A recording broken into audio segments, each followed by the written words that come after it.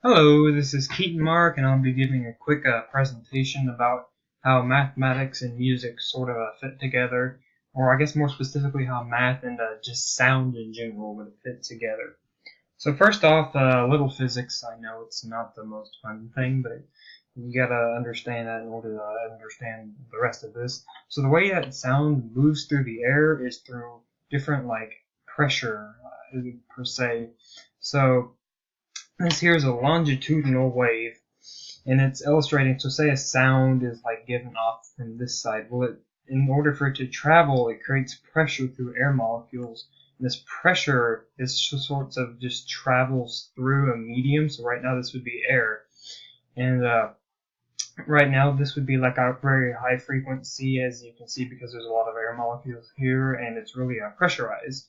And so this creates sort of a wave effect. And this just goes to show that a wave isn't necessarily like a particle moving a long way across just to reach you.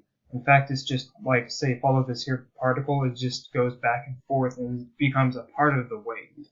So another way to represent this sort of wave is a transverse wave, which is more common, what you see when people describe sound waves. So same again with the misconception that a wave is moving. So the wave technically is moving, but the particles, air particles that are in the wave, just move up and down. And so we can use this transverse wave to best illustrate how sound, I guess how loud sound is and how high or low a certain pitch or note is. And so this looks like your typical sine or cosine wave, and that would make sense because the equation for a sound wave is y equals b times sine ax minus c, where b is the amplitude, which is how loud the pitch is, and a is the frequency, how high or how low the note sounds, and c can just represent time passing. So if you look on a graph, let me bring up Desmos. Right here. So I have the graph already inputted as a sine wave. And so, like I said before, b is the amplitude, how loud it is. So if we increase b, we see our graph, the amplitude increases along with it, which represents, let's say this is a very loud sound, this is a very quiet sound. Now, if we move a, we can see it becomes more frequent between, let's say, 0 and pi. You see more, the frequency is how many wavelengths there are between a certain interval. So the more wavelengths in between, the higher the frequency, which means the higher the pitch. So this is a really high, I'd say piercing your ear note, and this is a very low note that almost might not be audible. And C, this just represents time passing. As you can see, the wave moving through, let's say, a medium. So you can get all this going at, let's say, 1 time.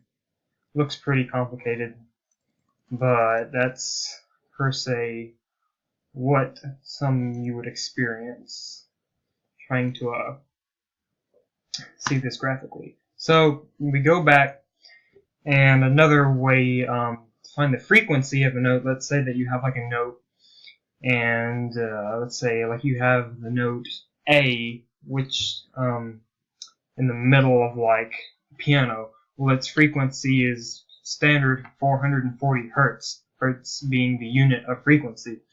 And if you want to find another note, you take, so this is the note you want to find.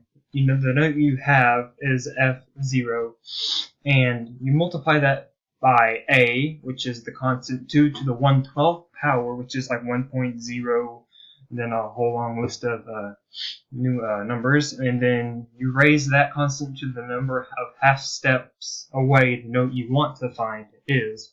So let's say that we have, we want to find the frequency of the note E4, and a standard for A4 is 440 hertz. So the frequency for an A, and I'd say the middle of a piano, is about 440 hertz. That's universal, and we want to find E, so we plug in what we know to this formula. So we know F0, which is 440 hertz, and then we multiply that by the constant, 2 to the 1/12 power, and E4 is 5 half steps below, so you use the negative sign to represent how many half steps below it is. It would be positive if E4 was above. And so you plug that in, and you get that the E4's frequency is 329.6 lots of numbers hertz.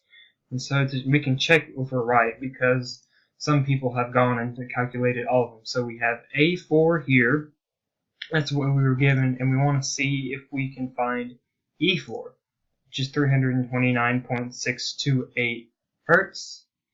And we can see that's what we got real quick, which it is 329.62, round that up to 8.